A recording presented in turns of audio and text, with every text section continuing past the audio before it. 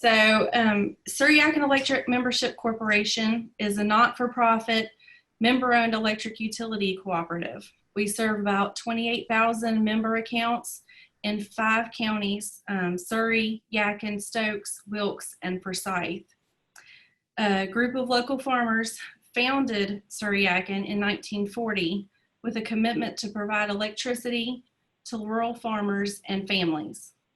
4 years prior to that, President Roosevelt had signed the Rural Electrification Act.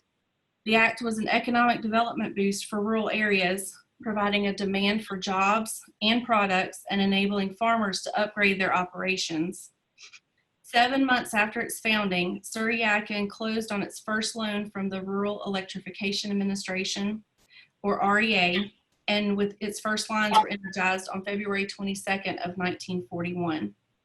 And you can see on the side of the truck the big REA and the old school way we used to do things when they were hanging on the cross arms with probably not a lot of safety stuff, and I'm sure Sheldon wouldn't like that very much these days. Surry-Yadkin EMC was referred to by many members and still is by some as the REA.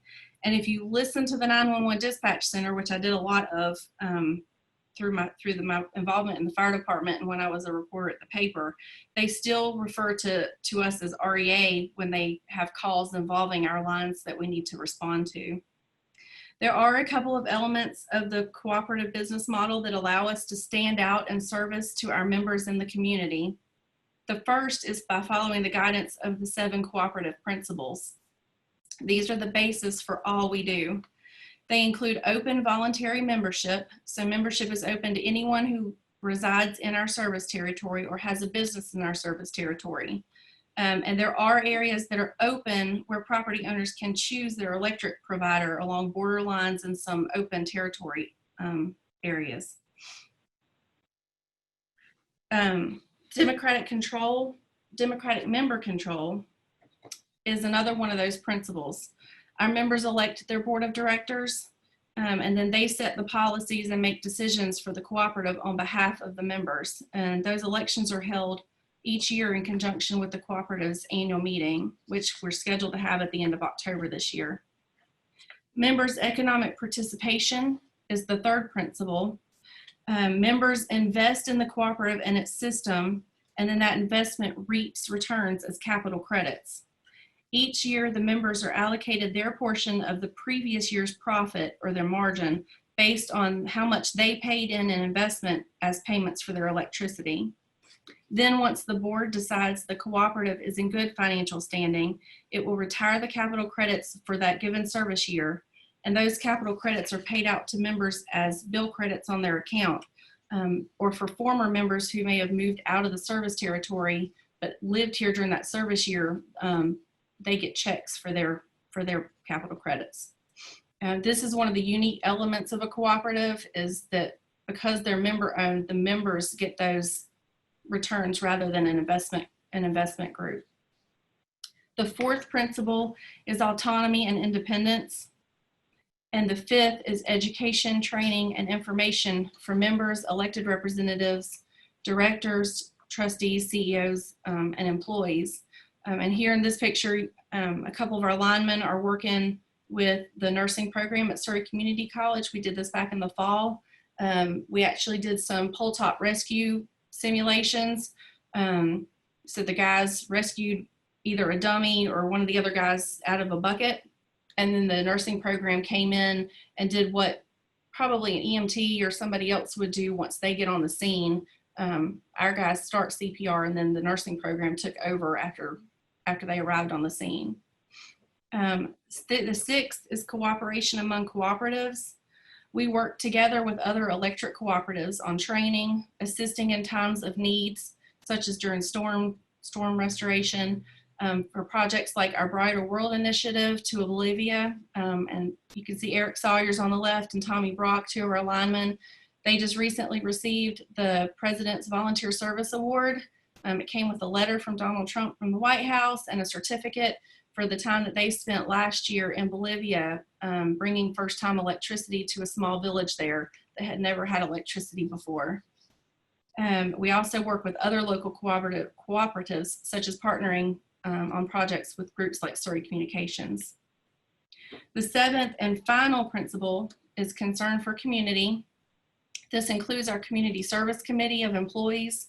The group sponsors projects like our annual charity golf tournament, which we have different beneficiaries for that tournament each year. So the nonprofits that benefit are different. Last year was the Fallen Linemen's Association. This year was supposed to be 4 different local groups, and we will actually be sponsoring them for next year since this year's tournament had to be canceled because of COVID. Other projects include an annual blood drive, which this year had to be put off. And then last Thanksgiving, we hosted the youth from the Children's Center homes in Surry and Yadkin counties for a night of dinner. They got to do bucket truck rides with the linemen, and the employees did crafts and games with them. And then we also do food drives, toy drives, host families for Christmas gifts. And we'll be kicking off a food drive here in the next month or two for Second Harvest Food Bank. Our members are part of the concern for community as well. Through our Operation Roundup Fund, members have the option to round their monthly bills up to the nearest dollar. All of those rounded amounts are placed in the Roundup Fund, and then a board of our members determine how that money will be distributed in the community. So nonprofits such as Yoke Fellow, Tri-County Christian Ministries, the Shepherd's House and the Ark in Elkin, area food pantries, school backpack programs, the Children's Center, just to name a few. There's a long list of organizations that benefit from that. Also, community members who suffer from a catastrophic illness or are victims of a house fire are eligible to apply for assistance. There's an application on our website where they can apply for that. And you do not have to be a member to apply for that funding. It's anybody in our service territory that is in need of funding for those 2 reasons. Education and youth programs also are important to Surry-Yadkin. We sponsor 2 high school juniors annually to participate in the youth tour program, and actually that's them. At the youth tour program, they get to go to DC for a week to visit national attractions, visit with the national elected officials, meet other youth from all across the nation who come the same week and are sponsored by other cooperatives in other states. They each receive a scholarship sponsored by Surry-Yadkin for their higher education, and they're eligible to compete for additional scholarships through our statewide organization. The runner-up gets a trip to participate in Youth Leadership Camp, which is hosted by the North Carolina Cooperative Council. We also sponsor middle school youth to participate in the summer basketball camp. So the boys that get to go attend the Roy Williams camp at UNC Chapel Hill, and the girls attend camp at NC State University. Now, Bright Ideas. We also provide grant funding through the Bright Ideas program. Teachers in our territory can apply for the annual grants for innovative projects, and the application period is actually open now through September 15th. If anybody you know is a teacher and is interested in applying for grant funding, especially with the online learning, there may be some projects that they want to try to do through online learning that they need the extra funding for, or other projects for when school goes back in person. A trio of former teachers actually blind judge the applications, so they don't know who the applicants are, and then the winners, they determine who the winners of the grant funding are and how much that they will receive. And then our staff gets to go out and surprise the teachers with a big check presentation. We do surprise patrols. We also host classes at our office here in the yard out back and to our solar farm in the Fairview community.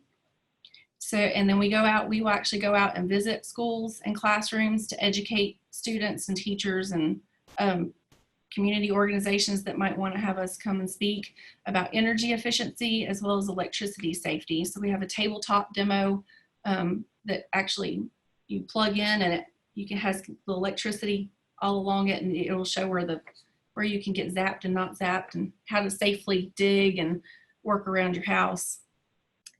As far as ongoing projects and initiatives, one of our most visible projects in the Pilot Mountain Westfield community over the last year has been